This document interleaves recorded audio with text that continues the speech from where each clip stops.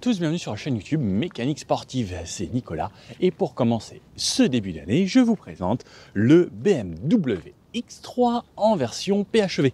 On avait déjà fait le X3, mais il n'y a pas d'électricité dedans. Alors, je me suis dit, comme c'est à la mode en ce moment, tout ce qui est hybride rechargeable, testons donc ce PHEV. C'est donc la version X-Drive 30E, 292 chevaux que je vous présente en détail aujourd'hui. On reparle si vous voulez des autres motorisations disponibles également sur le X3, mais c'est un essai complet. On va faire le test d'autonomie avec cette voiture, voir combien on a réellement d'autonomie en 100% électrique, et ensuite on va voir un petit peu les consommations, également lorsqu'on roule en hybride, ça veut dire lorsqu'il n'y aura plus de batterie à l'arrière. Et comme d'habitude, on fait ça sur tout type de route. On commence par l'autonomie 100% électrique et ensuite l'autonomie réelle. Alors, cette version aujourd'hui, elle est à 81 600 €. Elle a quelques petites options, elle n'est pas full option, mais elle a quelques options comme le toit panoramique et ouvrant, les feux laser, un petit pack M Sport. Alors, il y a après aussi le M Performance, si on veut la voiture vraiment beaucoup plus sportive. Une couleur assez sympathique qu'on retrouve sur les séries 2 actuellement, là. Et ce gris un petit peu, vous savez, c'est ce qu'ils mettent en dessous des peintures. Alors ça, j'ai un ami, Spinergy, je ne sais pas si vous le connaissez, il avait sa Porsche qui était un petit peu de ce style-là, gris craie chez Porsche. Mais c'est vrai que ça se fait de plus en plus, ces gris. Il y a les gris Nardo chez Audi, il y a les gris craie chez Porsche et ces gris-là.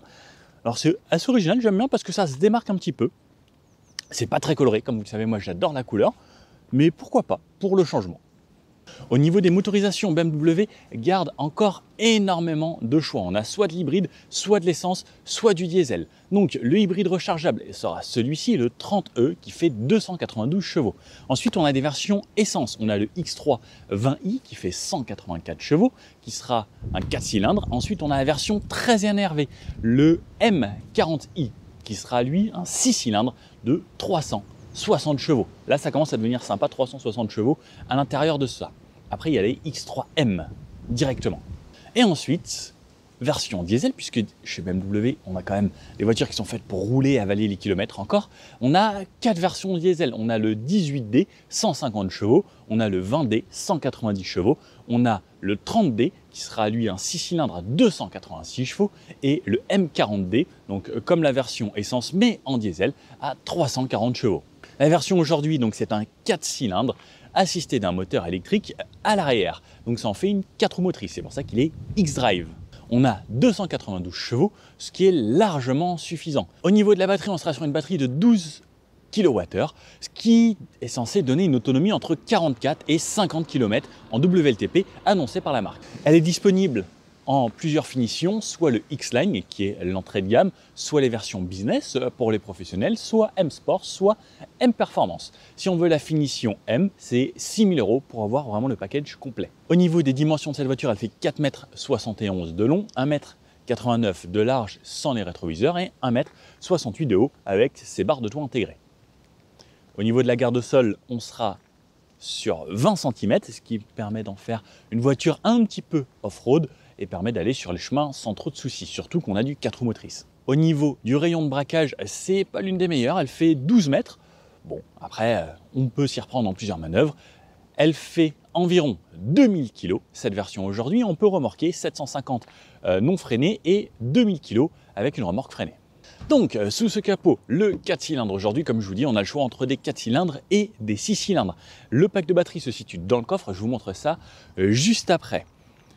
Sur l'avant, cette calandre assez imposante. Alors oui, effectivement, maintenant, il y a des calandres encore plus imposantes. Par exemple, on peut voir un iX où la calandre est juste gigantesque. Là, ça va encore, mais on a quand même les haricots qui sont assez proéminents. Et en plus, ça fait bien ressortir en fait, le fait que ce soit une sorte de black pack ici, avec cette couleur assez claire.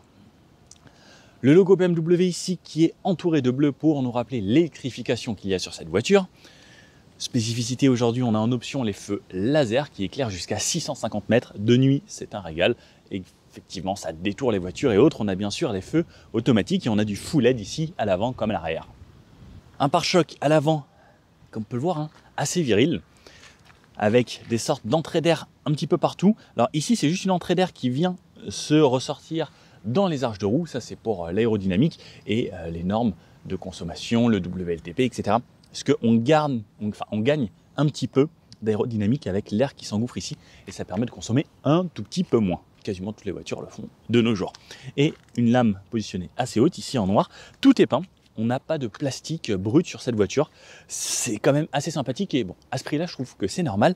Et ça fait du bien parce que tout est assez bien fini sur cette voiture. La calandre ici, là où tout est fermé, puisque là, on n'a pas besoin d'aérer. Et ici, c'est fermé également pour jouer sur l'aérodynamique. C'est des petits volets actifs qui s'ouvrent et qui se ferment. Sur l'avant, en plein centre, on retrouve une caméra juste ici. On retrouve également des caméras dans les rétroviseurs puisque on a des caméras 360 que je vous montrerai ensuite à l'intérieur. Et comme je vous disais, une garde au sol de 20 cm, ce qui permet de passer quasiment partout. Vous pourrez monter les trottoirs sans problème en ville. Sur le côté, voiture entièrement peinte, les arches de roue peintes. Ce que j'aime bien, ça, c'est sur les SUV un petit peu plus premium, c'est peint à chaque fois. Enfin, pas quasiment à chaque fois, mais la plupart du temps. Et ça donne ce côté un petit peu plus classe également. Parce que quand c'est en plastique, c'est bien, ça fait baroudeur et autres, mais ça fait un petit peu Dacia Duster, je trouve. De ce côté-là, la trappe de recharge. Donc, on a une batterie 12 kWh à l'arrière. On peut recharger ici jusqu'à 3,7 kW. Alors, effectivement, c'est pas ce qu'il y a de plus rapide, mais à 3,7 kW, on recharge la batterie en 3h40. Ce qui, normalement, pour la plupart des utilisations, c'est on ramène sa voiture le soir à la maison, on branche pour recharger la nuit et repartir le matin avec. Donc, c'est pas forcément très grave si c'est pas rapide, mais il y a de plus en plus de voitures. On commence même à avoir les prises combo pour recharger beaucoup plus rapidement jusqu'à 60 kW certaines marques. L'autonomie annoncée, c'est entre 44 et 50 km, on verra pendant ce test. Mais bon, effectivement, si on n'a pas une recharge rapide, c'est pas très grave parce qu'on va pas s'arrêter sur l'autoroute pour se dire bon attends, je recharge un peu plus de 100 km. Donc ok, pourquoi pas. Mais j'aimerais bien sur les prochaines versions que ce soit au moins du 11 kW ou au minimum le 7,4 quoi. Au niveau des jantes ici, on a du 20 pouces aujourd'hui, monté sur des pneus hiver puisqu'on est en hiver et au cas où j'ai eu une petite envie d'aller à la montagne, parce que oui, avec la loi montagne, on est obligé j'ai plus le nombre exact de régions ou de départements. Vous pourriez me le mettre dans les commentaires si vous savez. Peut-être que vous savez ou vous ne savez pas, mais certains départements, on est obligé d'avoir des pneus adaptés ou au moins des chaussettes dans la voiture. Je vous conseille vraiment, d'utiliser les pneus adaptés parce que quand il neige ou quand il fait froid, etc., ça change totalement la vie d'avoir des pneus adaptés.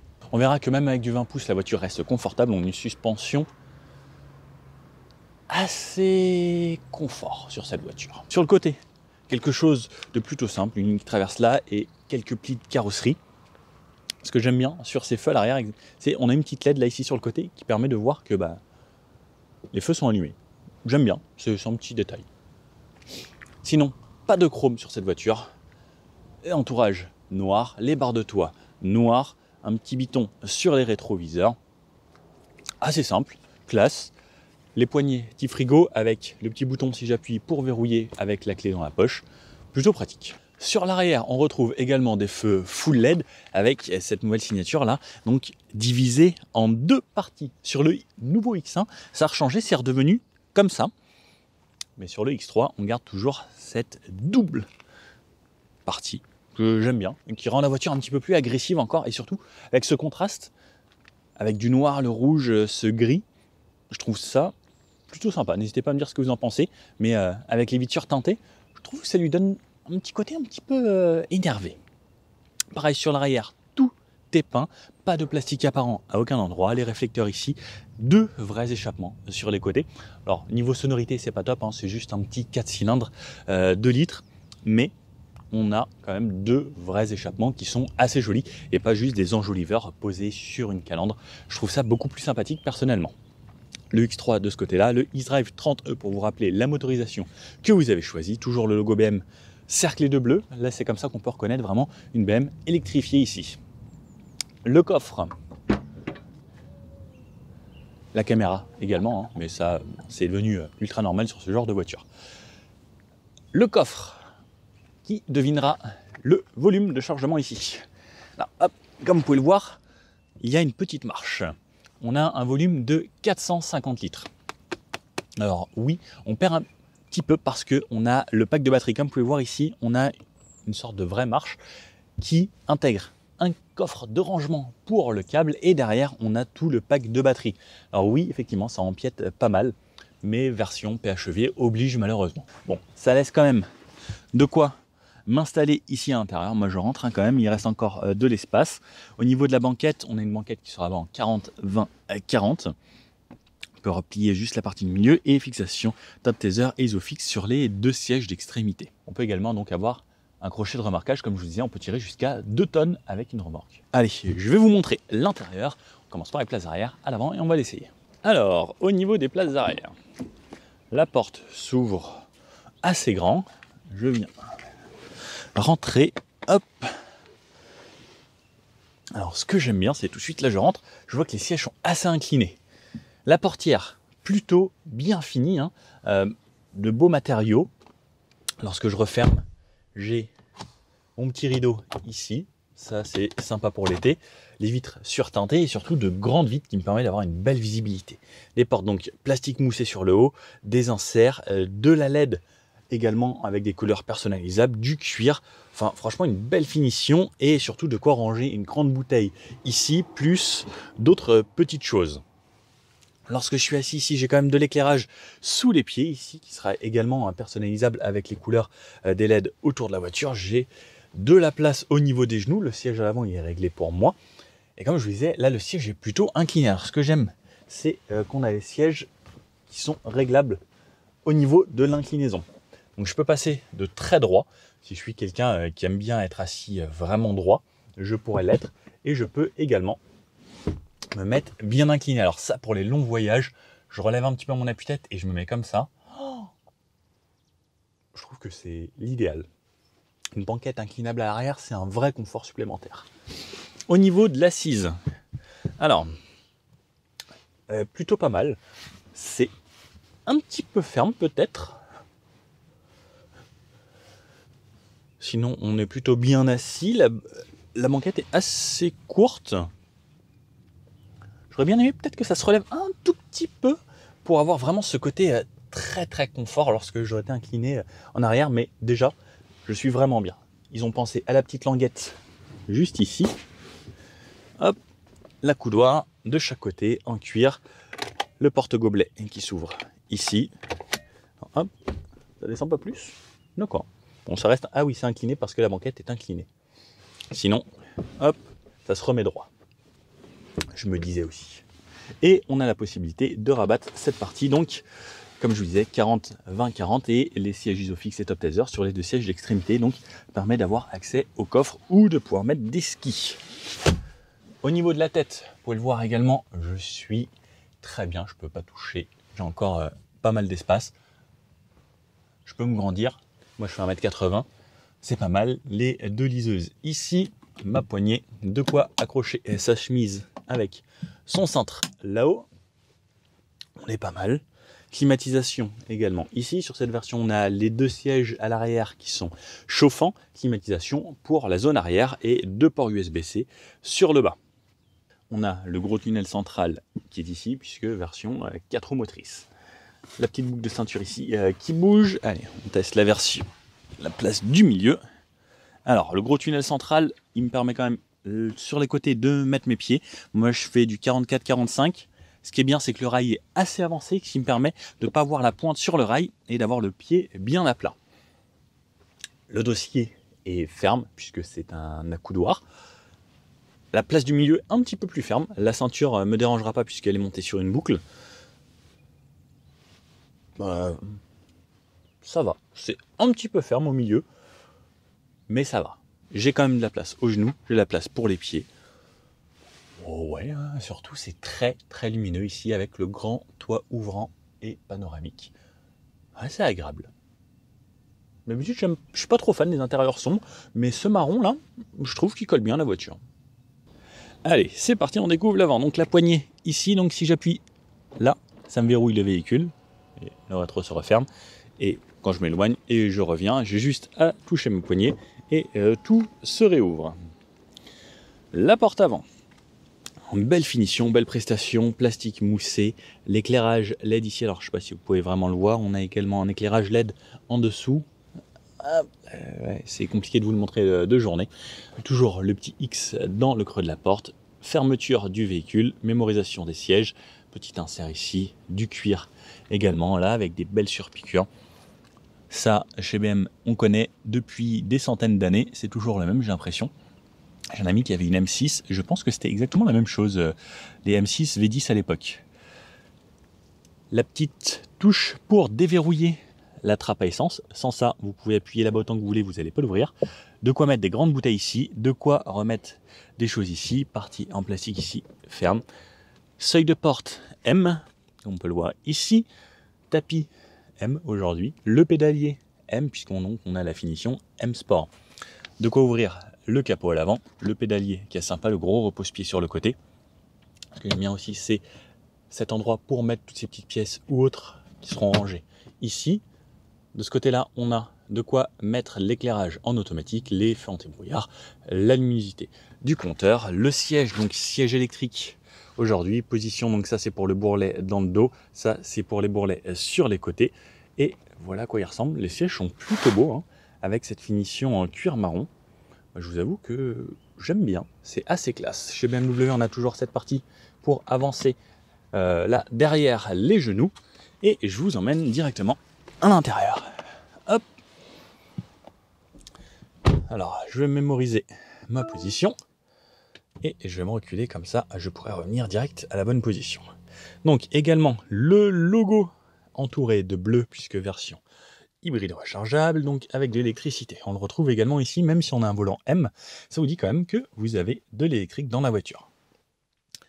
Le volant, bien rond, alors ça j'aime bien, avoir un volant bien rond, c'est comme chez Porsche, on sait toujours où mettre la main parce que le volant est bien rond, il tourne toujours sur place. Je vous démarre la voiture, pied sur le frein, j'appuie sur le petit bouton ici. J'adore ce bruit à chaque fois de démarrage. Donc, double écran, on n'est pas sur les toutes dernières versions de chez BMW où c'est un curve display qui part d'ici à là sur un seul et grand bandeau. Donc ça viendra peut-être prochainement pour ce X3 également. De ce côté-là, tout ce qui est aide à la conduite, régulateur ici, plus vite, moins vite, limiteur, régulateur, régler, remettre et annuler. Le volume, plus, moins, ou le volume je peux faire ça également. Alors ça c'est rigolo. Ou allez, coupe. Bon, quand c'est moi, ça marche pas toujours. Bon, volume ici, commande vocale, je peux faire défiler les radios, les menus ici, et je peux avoir, lorsque je change et que je veux changer de radio, bon, je ne sais pas si vous le verrez, mais il y a tout un affichage qui vient de s'afficher ici avec le nom des radios dans mon affichage tête haute. Klaxon en plein centre. Si on a le volant chauffant, on aura la touche juste ici, que je n'ai pas aujourd'hui. Heureusement qu'il ne fait pas trop froid. Les palettes derrière le volant pour passer les rapports, on a une boîte 8 rapports sur cette voiture. Sur la gauche, on a de quoi changer les infos du menu là-bas, donc avec les consommations. Là, voilà, bon, bah, j'ai redémarré ce matin à 10 km. Les infos de G, la radio et savoir si je suis en électrique ou autre. Là, les consommations, voilà, j'ai une consommation à 0 litre 100. Là, j'ai fait 1,7 km en 100% électrique. Donc ça, c'est pour les infos. Feu automatique pour pouvoir se mettre en plein phare automatique. Les appels de phare de cette façon. Et les clignotants juste ici. Sur la droite, on aura tout ce qui sera essuie-glace. Si je suis à 0, on voit que le mode auto n'est pas activé, donc pas d'essuie-glace. Si je mets en premier écran, ce sera le mode auto et ensuite je peux régler l'intensité et la vitesse que je souhaite avec le plus ou moins, ou sinon je peux vraiment l'activer en continu. Première vitesse, deuxième vitesse. Ça, c'est pour l'arrière. Et je le laisse en auto puisque ça fonctionnera très bien et je tire vers moi si je veux nettoyer mon pare-brise. L'écran central ici, donc on peut voir la vitesse sur la gauche. Donc la voiture va jusqu'à 140 km/h en 100% électrique, puisque là je suis en électrique. On a toutes les infos, l'autonomie qu'il me reste. Là, bon, il me reste plus d'autonomie ici en électrique, puisque j'ai quasiment tout consommé. On peut voir qu'on est proche de 0%. Il fait 15 degrés aujourd'hui. On a une carte ici, donc de la navigation, les consommations, le mode dans lequel je suis, la rue dans laquelle je suis, l'heure, le niveau d'essence restant, si j'ai le e-drive ici, les températures là-haut, donc là ça me dit que la voiture est froide, et le pourcentage que j'utilise de la puissance. Lorsque je vais changer de mode, j'ai plusieurs modes, je vais par exemple passer en mode hybride, on voit que le compteur change très peu. Lorsque je passe en mode sport, on voit que la voiture passe en rouge et qu'ici on a un contour qui est apparu et c'est passé en rouge. Et surtout là, voilà, j'ai mes tours minutes, mais ça va jusqu'à 4000 parce que le moteur est froid. Et ce qui est bien chez BMW, c'est la voiture vous limite pour ne pas abîmer le moteur. Donc elle ne va pas aller chercher trop haut dans les tours. On peut voir également que le compteur est passé à 260 km/h et plus 140, mais je vais me remettre en électrique. et ça ne marche pas parce que le moteur vient de se démarrer et il laisse tourner un petit peu pour pas couper directement. Voilà, c'est bon, je suis repassé en électrique. Donc les modes, on va pouvoir les personnaliser ici, électrique, hybride, sport. Auto H, c'est le auto hold pour ne pas avoir à freiner à l'arrêt, comme là par exemple, vous voyez, la voiture n'avance pas et je suis pourtant, non, je suis en parking, mais même si je passe en drive, je vais avancer un petit peu, je m'arrête, j'ai le auto H, ça s'indique ici en vert que je suis arrêté et par exemple là je suis en drive et je n'ai pas besoin de freiner. Ça c'est vraiment pratique. Je vais me remettre en parking. Le frein à main ici ou le frein de stationnement maintenant. De quoi démarrer la voiture avec le bouton start ou stop. Recharger la batterie si je souhaite ici. Donc je peux dire à la voiture je veux que tu me recharges la batterie. Donc si j'appuie ici c'est le battery control, régler la valeur cible. Je peux lui dire voilà je veux que tu me recharges la batterie jusqu'à 100% pour quand j'arriverai en ville. Si je suis sur l'autoroute, je veux arriver avec 100% de batterie. Ne faites pas ça chez vous, ça consomme beaucoup d'essence et c'est pas très utile, autant recharger sur une prise, mais à moins que vous ayez vraiment besoin d'avoir de la batterie en arrivant, vous pouvez le faire, mais sinon, recharger à la maison. Je vous conseille pas ça. Les bip bip de parking, les caméras ici ou pareil, donc les caméras de parking que je peux activer directement de ce bouton si par exemple je suis pas en marche arrière pour activer. On voit des caméras 360, on voit les caméras avant et arrière que je peux changer. J'ai le park assist, la voiture va se garer tout seul. Et auto reverse, ça veut dire que la voiture va se rappeler de ce que j'ai fait les 50 derniers mètres. Donc la voiture va reculer sur exactement les manœuvres que j'ai faites en marche avant. Ensuite, je peux désactiver l'ESP ici et toujours chez BMW, donc cette touche, cette roulette et la façon de revenir en arrière, retour et avec les médias Home, Map, Navigation. Ça, à chaque fois, c'est quoi? C'est voilà, les applications installées. Ce qu'on a ici, on peut toujours défiler. Et ensuite, communication et back et les options pour aller dans les menus si j'ai besoin. Ensuite, à chaque fois, je peux jouer avec le pad ou l'écran ici est tactile et je peux revenir à la touche Home de cette façon. Je vous avoue que moi, j'aime bien jouer directement avec l'écran. C'est plus pratique. On a ici des raccourcis également et sur la page d'accueil, on peut avoir voilà, des infos, la boussole, ça à Draveil, voilà, il fait 15 degrés, il risque de pleuvoir peut-être, non pas trop, ça va, et quelques actualités, la voiture est connectée également. Lorsque je remonte, j'ai du rangement ici, double porte-gobelet, l'allume-cigare si je veux, mais ça, pour ça il faut prendre le pack fumeur, le port USB type A, et de quoi poser son téléphone ici.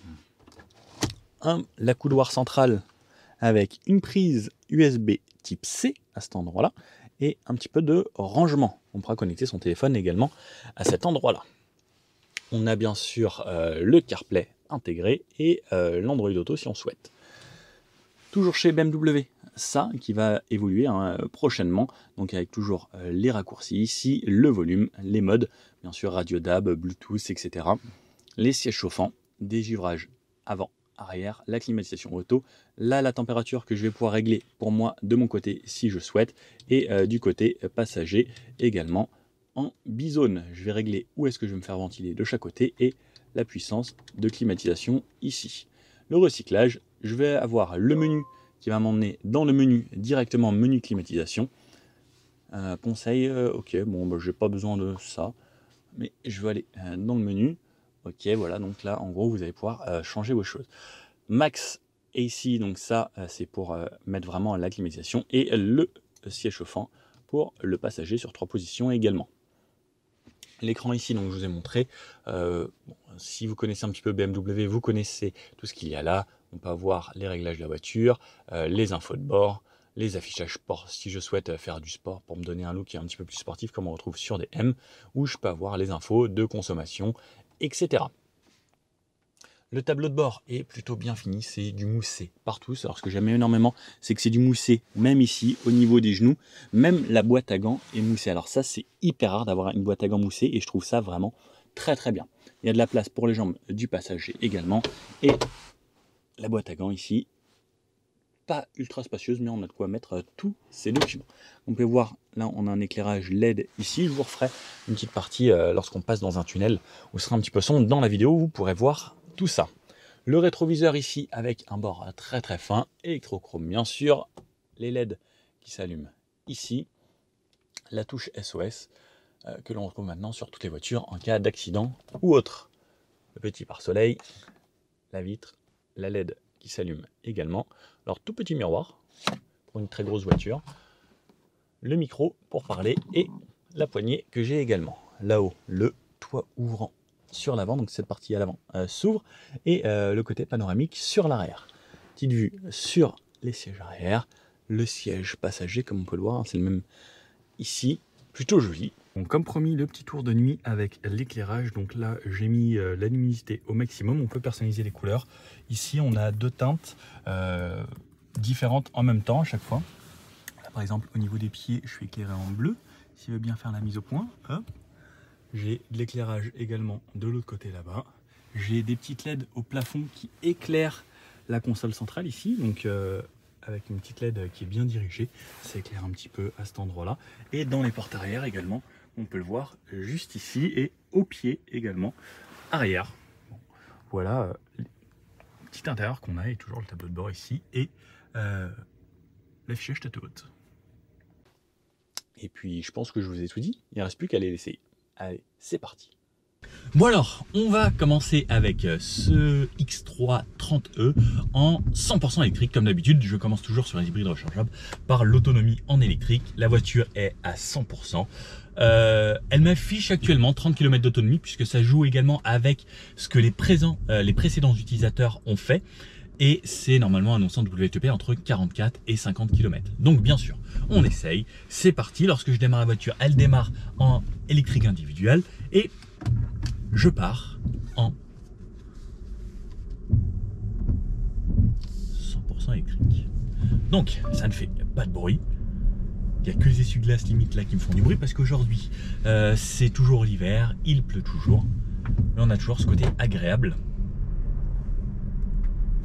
de l'électrique où c'est vraiment très silencieux. Les essuie-glaces sont automatiques, donc c'est eux qui balayent quand ils ont besoin. Lorsqu'on sort d'un parking et autre, il y a toutes les caméras. On a les caméras 360 aujourd'hui, mais surtout pour moi le plus important en fait c'est ce côté électrique. On voit lorsqu'on sort d'un bateau qu'on a une suspension plutôt confort. Le X3 ça se veut quand même une voiture qu'on utilise au quotidien, un SUV du quotidien, donc un minimum de confort ça fait du bien. Le côté électrique, très agréable. Ça recharge un petit peu lorsque je ralentis. À chaque fois que je freine, ça recharge également. Allez, on tourne ici. La direction est plutôt agréable. Chez BM, on a toujours des gros volants. Alors quand on a des grandes mains, c'est bien, on l'a bien en main. Donc on a des petites mains, ça fait peut-être un peu gros. Mais moi je trouve ça agréable. Il est toujours un petit peu molletonné. Vous savez, c'est un peu confort. C'est pas un volant qui est dur. Il est pas chauffant aujourd'hui, ça c'est un petit plus de l'hiver. Mais ce qui est bien avec les hybrides rechargeables comme ça, c'est si vous la branchez à la maison, vous pouvez programmer le chauffage dans la voiture pour qu'il fasse pas froid dès le matin lorsque vous la preniez. On a ce côté très agréable de l'électrique, comme je vous disais. Et surtout, c'est la souplesse de l'électrique. Il n'y a pas d'accélération, de vibration ou autre. Et en fait, ça roule et c'est tout quoi. C'est très agréable et surtout dans un calme. C'est ça le plus important en fait, c'est le calme pour moi dans ces voitures au quotidien. Parce que clairement, on va faire des économies de carburant lorsqu'on achète ce genre de voiture.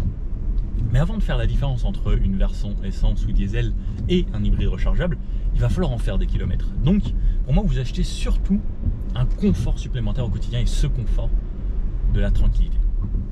Allez, on va s'essayer un départ un petit peu plus rapide. Et en fait, on sent qu'il y a beaucoup de couple lorsqu'on appuie un peu plus fort. Et en fait, ça on voit bien. Alors là, je suis à 50 km/h. C'est d'un calme dans la voiture. C'est d'un calme, c'est tellement apaisant. Et là, il y a le bruit des essuie-glaces, mais... Alors, attendez, je vais éteindre les essuie-glaces. Stop. Et pourtant, là, il y a de l'eau sur la route, ça soulève de l'eau et autres. C'est hyper calme. En fait, on se sent apaisé dans le genre de voiture. Et surtout, comme c'est du haut de gamme, Même quand je roule dans les flaques, ça ne fait pas trop de bruit. En fait, c'est relaxant. C'est ça qui est bien. Alors, le auto hold, on appuie sur le bouton auto H ici, ce qui me permet, chaque fois que la voiture est arrêtée, en fait, de ne pas avoir à rester appuyé sur le frein. Sinon, on a le régulateur également aujourd'hui.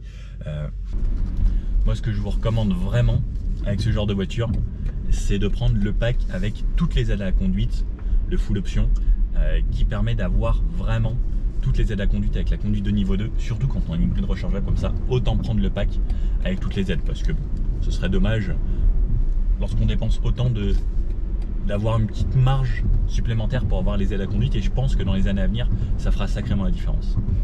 Après, on garde toujours ce côté BMW, même si là on est une voiture qui est quand même plus lourde à cause des batteries.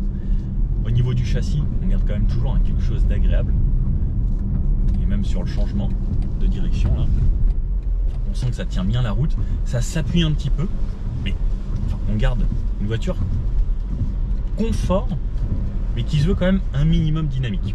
Allez, là on est à 70 km/h. En fait, j'ai vraiment pas l'impression qu'il y ait de différence. Alors, je vais juste essayer de désembuer un petit peu le pare-brise. À 70, il n'y a pas un bruit. Là on arrive sur une portion à 110. Alors déjà je vais pouvoir me mettre à 90. Je mets même mon régulateur à 90. Ça fait du bien d'être dans une voiture premium, et qui plus est en plus est électrique. Là on garde vraiment un côté encore plus premium, avec ce côté c'est très silencieux. De nuit, on peut le voir, là on a quelques éclairages avec des couleurs qu'on peut personnaliser. C'est vraiment très agréable. En tout cas à 90 km/h, là c'est vraiment top. Alors aujourd'hui ça souffle beaucoup, en plus qu'il y ait beaucoup pluie.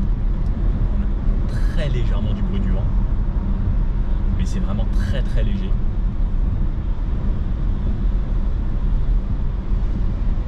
Très peu de bruit d'eau qui remonte dans les arches de roue. Pareil, on sent que la voiture était bien sonorisée. En plus j'ai le toit ouvrant, donc souvent le toit ouvrant ça fait avec le son, ça réfléchit sur le verre, donc ça fait plus de bruit dans une voiture qui a du toit ouvrant qu'une voiture où c'est totalement en tissu, parce que le tissu ça absorbe. C'est pour ça qu'au cinéma vous voyez il y a les murs en tissu.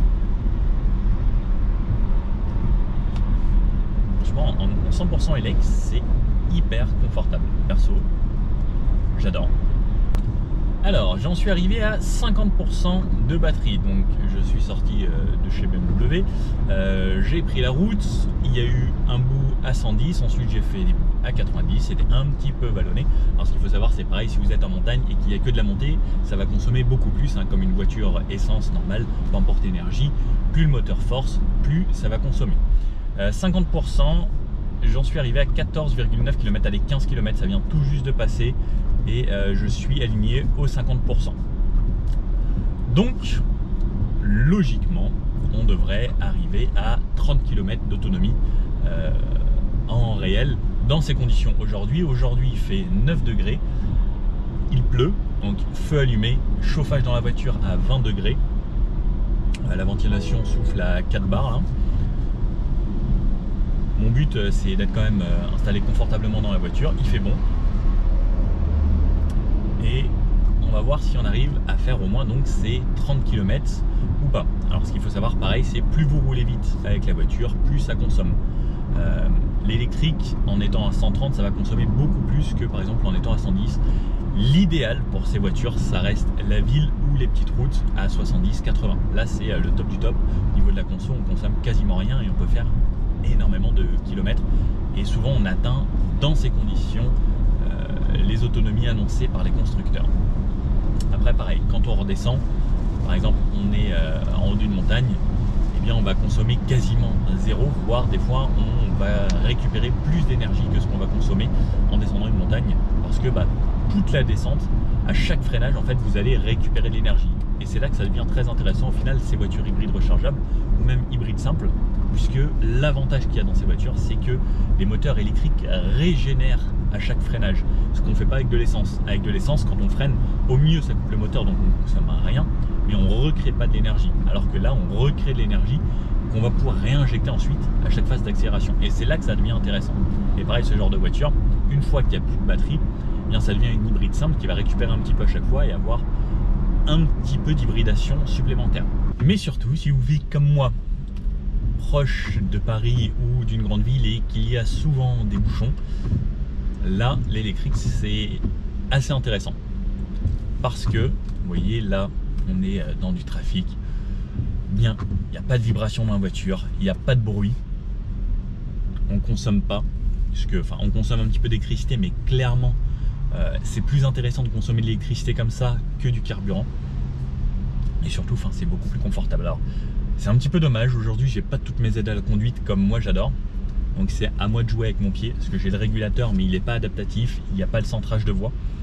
Je suis un petit peu déçu, parce que je vous avoue que moi j'adore tout ce genre d'aide, surtout dans ces conditions où là où j'ai rien à faire, où je peux regarder un petit peu le paysage et j'ai juste à laisser ma main sur le volant et je sais que la voiture se débrouille très bien, surtout que BMW sait très bien le faire. Un petit peu dommage. Moi j'adore. Après je sais qu'il y a des gens, n'hésitez pas à me le dire vous, hein. Je sais qu'il y a des gens qui n'aiment pas du tout, qui n'utilisent même pas le régulateur. Alors je vous comprends pas. On a toutes ces aides qui marchent super bien de nos jours. Après bon, on peut utiliser un petit peu ses pieds, mais je suis un petit peu feignant des fois. Bon, il me reste d'afficher 1 km d'autonomie. J'ai réalisé jusqu'à présent 33,5 km Montigny-le-Bretonneux, Juvisy-sur-Orge, pour vous faire une idée directe, avec le GPS au plus direct. Donc 33 km et demi, il y a eu un petit peu tout. Là je suis en ville, donc toujours à l'arrêt lorsque on est arrêté. Même lorsqu'on est en hybride, le moteur va s'arrêter à chaque fois qu'on sera un feu parce qu'il est inutile de consommer, on a des batteries, on peut utiliser tout ce qui est climatisation, etc. Directement grâce au moteur électrique. Donc là, voilà, il m'affiche plus rien, le 1 km a disparu. Alors là je suis en phase de descente, donc il est possible que je recharge un petit peu et faire en sorte que le moteur hybride ne se démarre pas tout de suite, sauf si j'accélère un petit peu plus. Allez, je vais accélérer un petit peu plus histoire de finir et passer en hybride. Non, il a toujours pas envie, je suis un petit peu au-dessus de la vitesse. Chaque freinage, je récupère de l'énergie également. Pour la ville, donc, on a toujours ce côté très agréable.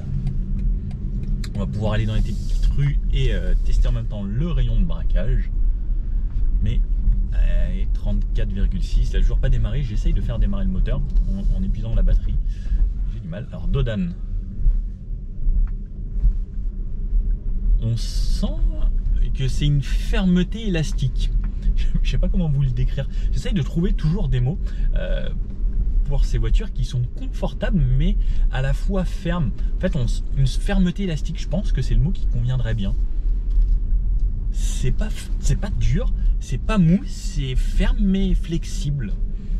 Je sais pas comment l'expliquer à part. Je pense que ça c'est la meilleure explication. Je sais pas comment trouver d'autres mots. Bon, toujours en hybride. Vivement qu'il se démarre ce moteur, qu'on essaye un petit peu. Allez, c'est parti. Le moteur thermique a démarré. Donc cette fois-ci, je passe en version hybride et non plus en version 100% électrique.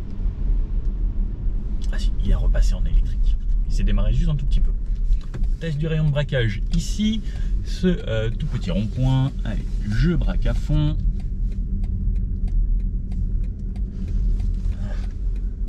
C'est pas l'idéal niveau rayon de braquage. On est sur 12 mètres environ. Des petits trous arrière directrice, ça pourrait être un petit plus sur la prochaine version. Allez, j'accélère. Donc là, le moteur est démarré. Je le sais parce que j'y prête vraiment attention et j'entends très légèrement le moteur. À chaque fois que je freine, le moteur se coupe. Et à chaque fois que je m'arrête, le moteur sera éteint à chaque fois. Je redémarre. Ça redémarre quasiment tout le temps en 100% électrique. Et ensuite, selon la pression sur l'accélérateur, ça va venir démarrer le moteur. Alors, il est franchement très discret. Je vous avoue que je l'entends quasiment pas. Et surtout, en fait, à chaque fois que je freine, il va venir s'éteindre. Donc ça, c'est vraiment le côté hybride. Très intéressant et pareil, agréable au quotidien. Donc, j'ai remis toutes mes données de conso à 0.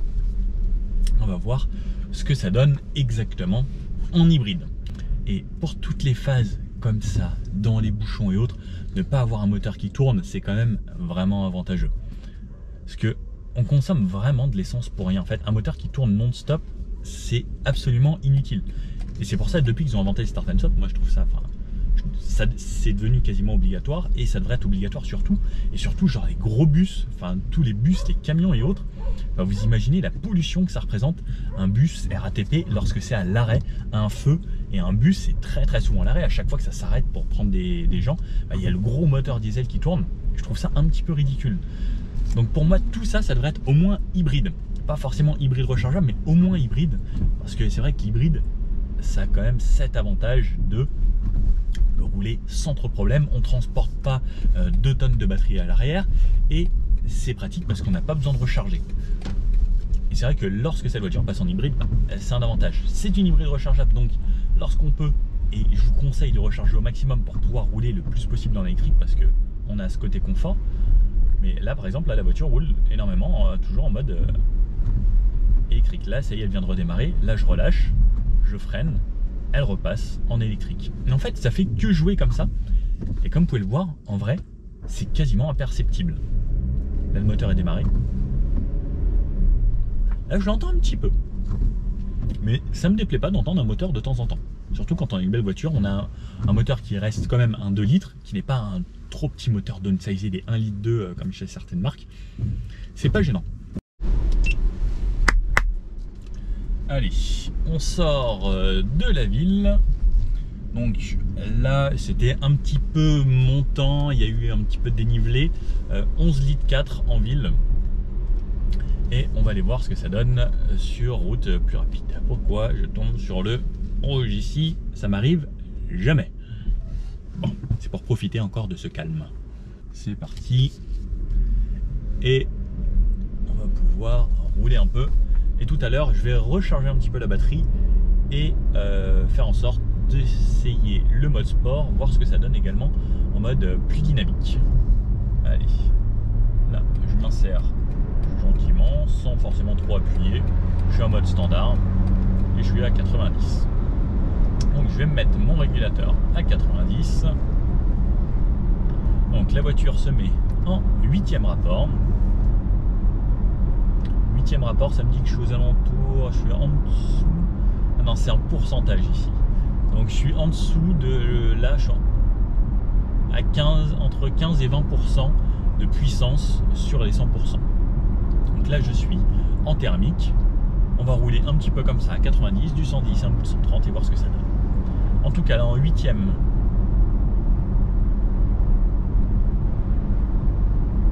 sachant que j'ai des pneus hiver, que c'est mouillé dehors, qu'il y a beaucoup de vent, c'est très bien insonorisé, c'est très confort. Moi je suis bien à l'intérieur, j'ai mes accoudoirs qui tombent parfaitement au coude, ils sont moussés, le volant est agréable, tout est agréable. Les sièges maintiennent super bien, là c'est hyper remonté, pas au niveau de l'assise, ça suffit largement, mais je suis très bien installé. Et à 90, ça donne envie de faire de la route parce qu'on sent que c'est confort, et pareil au niveau de la suspension c'est très confort. Et si je bouge un peu comme ça, alors j'ai toutes les aides qui me disent Nico, qu'est-ce que tu fais? C'est un petit peu flagada. On sent que c'est pas hyper dynamique et ça s'appuie quand même pas mal, ça prend du roulis, ça bouge un petit peu. Bon, c'est lourd, on a les batteries et autres. Ah, peut-être qu'un petit pack M, ça ferait pas de mal.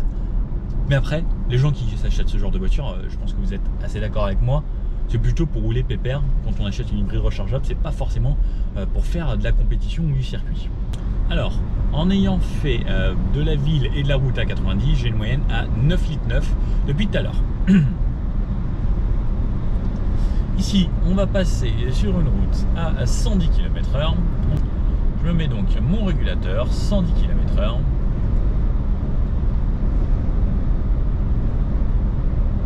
Alors comme tout à l'heure, c'est assez calme, il y a peu de bruit du vent. C'est assez agréable. Donc avec la boîte 8, alors j'ai pas de contour, je vous avoue que moi ça me déstabilise un petit peu à chaque fois de ne pas avoir de contour. Là j'ai un petit peu de bruit du vent, parce que ça souffle beaucoup aujourd'hui. Les bruits d'eau sont très bien contenus. Je suis assez surpris en fait par l'insonorisation générale de la voiture. Et le moteur est hyper discret. En tout cas, à régime stabilisé à 110 km/h, c'est vraiment très discret. Vous mettez un petit peu de musique et vous êtes vraiment dans votre petit cocon. Bien agréable. J'ai pas essayé tout à l'heure à 130 km/h en électrique. Mais je pense que ça devait être équivalent à peu près à ce qu'on a là. Parce que clairement, le moteur, je ne l'entends pas du tout. Et je vais me faire une reprise 90-130. Donc là, je suis à 90, pied dedans. Ça me tombe les rapports. 110, 120, 130. Ça relance plutôt bien. Donc là, il n'y a plus de batterie. Donc c'est en gros quasiment que le moteur thermique qui se servait vraiment de la puissance. Et 130 km/h. Donc la voiture, pareil, revient se mettre en 8e. Et à 130, je me remets mon régulateur. On commence à avoir un petit peu plus de bruit du vent. Légèrement sur le haut au niveau du toit ouvrant.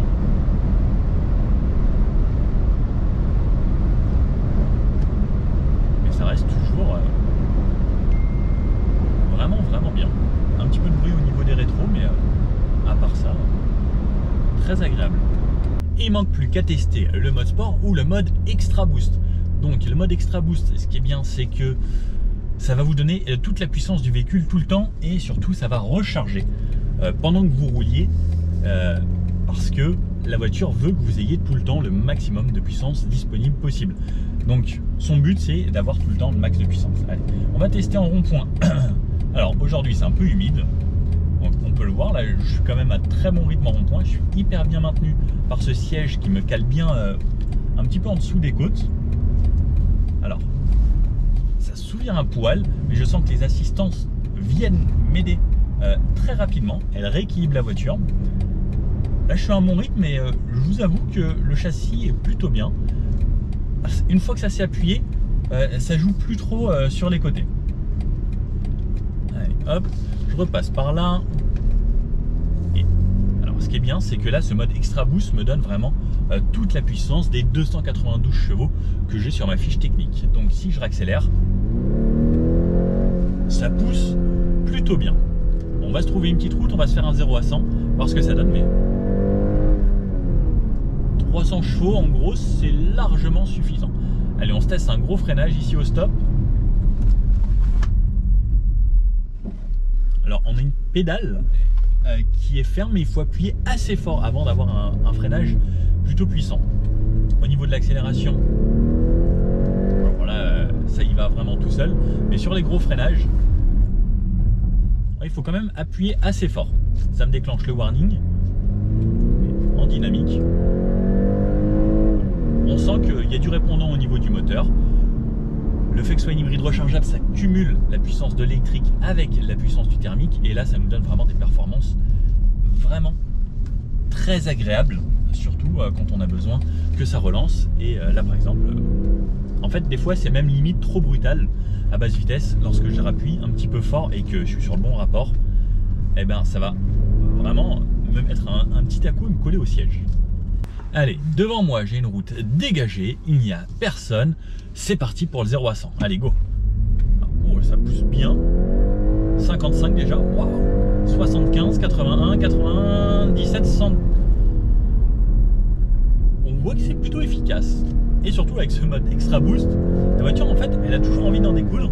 Et je vois la batterie, lorsque je roule de façon moyenne, elle continue à toujours se recharger pour pouvoir me donner le maximum de puissance pour, même si en virage j'ai besoin, là je vais réaccélérer. Et ça tracte franchement sans souci quoi. Et ça réaccélère. Et quand il y a besoin, on sent qu'on a quand même un bon moteur BMW et ça y va bien. Ouais. À chaque fois que je freine également, ça recharge de l'énergie pour la batterie.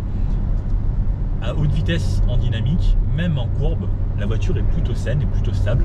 C'est assez agréable. Et comme je vous disais, sur les gros freinages, il faut juste appuyer assez fort. Mais ce qui est bien, c'est que la voiture ne va pas déclencher l'ABS très rapidement. Elle a envie. Hein. Et si on remet un petit peu de pied dedans, franchement, même. Hein. En fait, on s'en rend pas compte de la vitesse à laquelle on va, tellement c'est confort. Avec ce mode-là, en ville au feu, vous allez pouvoir en surprendre plus d'un. Bon alors, ce X3 en version PHEV, qu'est-ce qu'on peut en penser? Alors, l'électrique, comme je dis, c'est toujours un confort supplémentaire, c'est agréable au quotidien, surtout pour les gens qui vont faire beaucoup de villes. Tout dépendra de l'autonomie dont vous avez besoin, mais comme on a pu le voir, les 44 km, dans les conditions qu'on a eues, ils ne sont pas vraiment tenus. C'est plutôt pas mal en dessous quand même. On est à 35 km en réel et pourtant, j'ai pas forcément poussé plus que ça. C'est annoncé jusqu'à 50. Bon, petite déception là-dessus.